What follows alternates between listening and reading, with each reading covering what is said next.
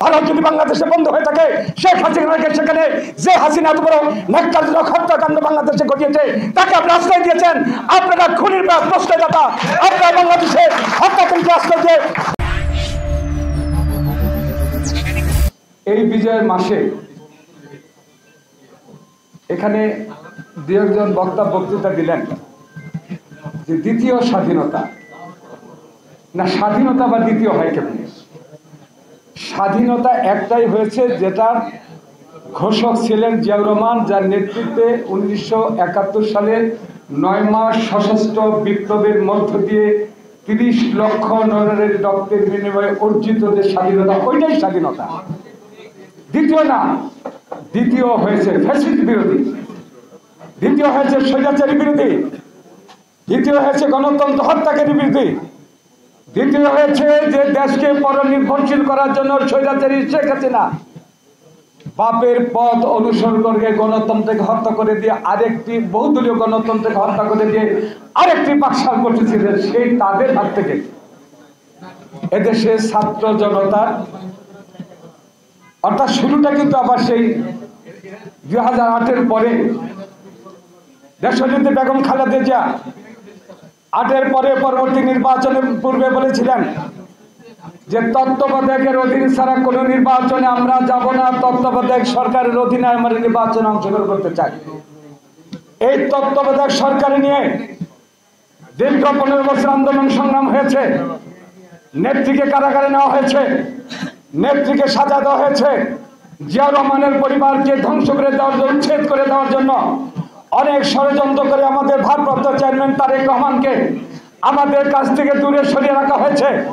তারপরে স্বৈরাচারী শেখ হাসিনা পারে নাই, টিকে থাকতে পারে নাই। তারেক রহমানের নেতৃত্বে ঐক্যবদ্ধ হয়ে সেই দিন ছাত্র জনতার নেতৃত্বের মধ্য দিয়ে, তারেক রহমানের নেতৃত্বের মধ্য দিয়ে জুলাই আগস্টের বিপ্লবের মধ্য দিয়ে গণতন্ত্র প্রতিষ্ঠা হয়েছে। ওই গণতন্ত্রের ফসল আজকের তত্ত্বাবধায়ক সরকার। ওই বিএনপির 1,500-2,000 নেতা কর্মীর মৃত্যু এবং তাদের শাহাদাত, তাদের গুমের বিনিময়ে আজকের তত্ত্বাবধায়ক সরকার সর্বশেষ জুলাই বিপ্লবে বিএনপি সহ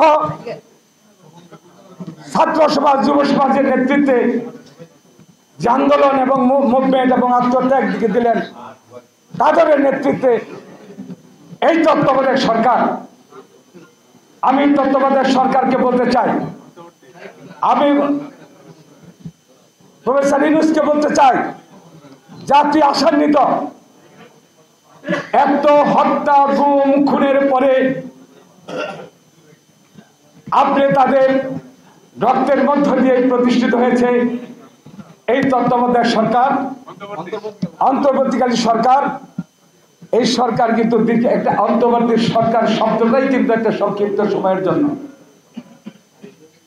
এই সংক্ষিপ্ত সময়ের মধ্যে মানুষের আশা, মানুষের আকাঙ্ক্ষা, যারা রক্ত দিলেন অধিকারের জন্য, যারা রক্ত দিলেন গণতন্ত্রের জন্য, তাদের প্রতি শ্রদ্ধা রেখে জরুরি ভিত্তিতে তত্ত্বাবধায়ক সরকারের আপনাদের নেতৃত্বে নির্বাচন ঘোষণা করুন। ওই নির্বাচনের মধ্য দিয়ে এদেশের গণমানুষের চাহিদা, আকাঙ্ক্ষা সমস্ত কিছু পূর্ণ হবে। আমি সর্বশেষ একটা কথা বলি, অনেক কথা আছে স্বাধীনতা নিয়ে, আমি ওই জায়গায় যাবো না, আমার নেতা বক্তব্য দিবেন।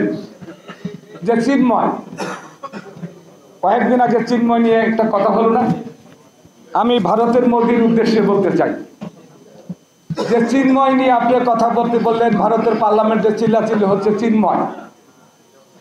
চিন্ময় খুব একটা বড় রকম আসামি, দাগি বা খুনি এমন কোনো বিষয় না।